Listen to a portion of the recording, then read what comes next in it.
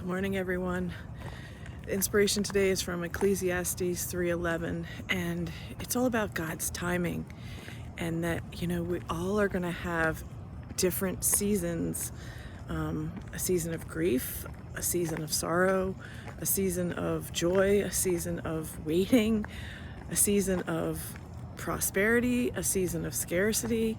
We all go through these periods of growth, and like everything is a certain way, and then all of a sudden it shifts and it's a totally different way, and we have to just embrace what God wants to teach us and how He's growing us in each moment. And sometimes it's uncomfortable. Growing pains are uncomfortable. There's no like perfect answer that like if you do this then you're going to get that. It's not always cut and dry like that. Sometimes it's like it's just, you have to just be present with what is, and as you are present to what is, then the next 50 feet are revealed, and then the next 100 feet are revealed. It's not like you just see the entire thing all in one clip and everything perfectly is aligned, because a lot of times God's sending you on a squiggle journey. You know what I mean? It's like you're going up here and down there, and you're going to pause here, and all of that is beautiful because it's part of His design. And again, like if I were to say, I wish this never happened to me. I mean, of course, everybody is going to say they wish that somebody didn't die.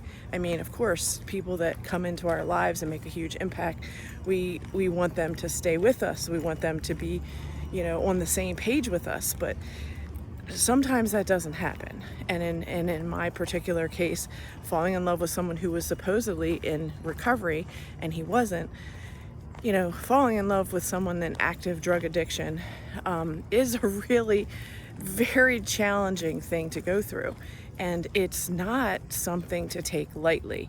It's filled with all kinds of drama and trauma and yo-yo and all over the place and here and there, and again, all of those lessons that I learned along the journey have made me more aware and more less naive and more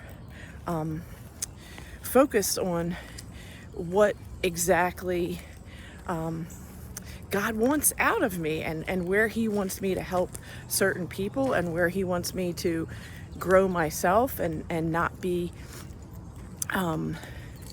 just stuck in this certain little box. Like I had to get out of my box. So what do I mean by that?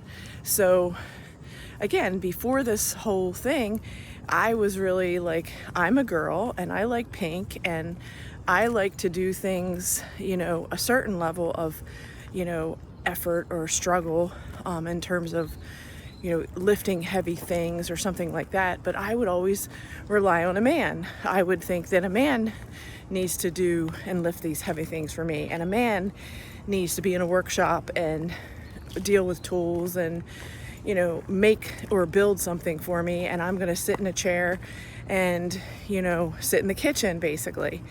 And what I've learned is that when Eric died, I had a choice to make. I could either cry in my milk about why things didn't happen the way that I wanted them to, and I could stay stuck with the fact that I had this partially built camper van, cargo van that was empty, that we were building into something, or I could figure out how I was going to do it myself and learn these skills. And now, in the beginning, it was really challenging and very difficult, and sometimes I had to pay people along the way to do this little thing and that little thing to help me to understand, oh, this is what I need to do with this, and that's how you use this tool.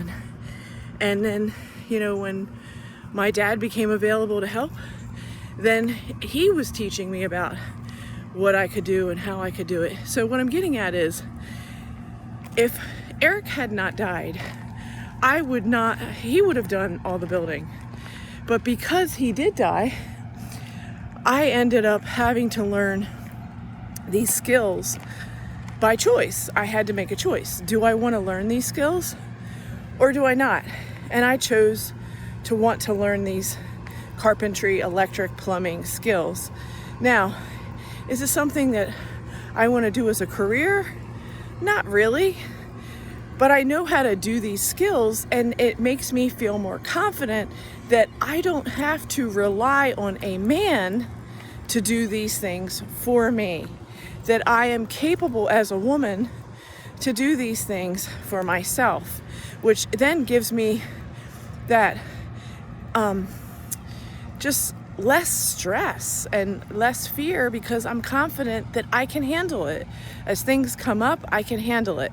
Now, of course, things are going to be outside of my, understanding at times, and I might have to say, hey, this electric thing is out of my pay grade. I need some support and help here to understand what this, advanced level of electrical work is. But then when someone explains it to me, I can actually sit down and now understand something that I before would not have understood.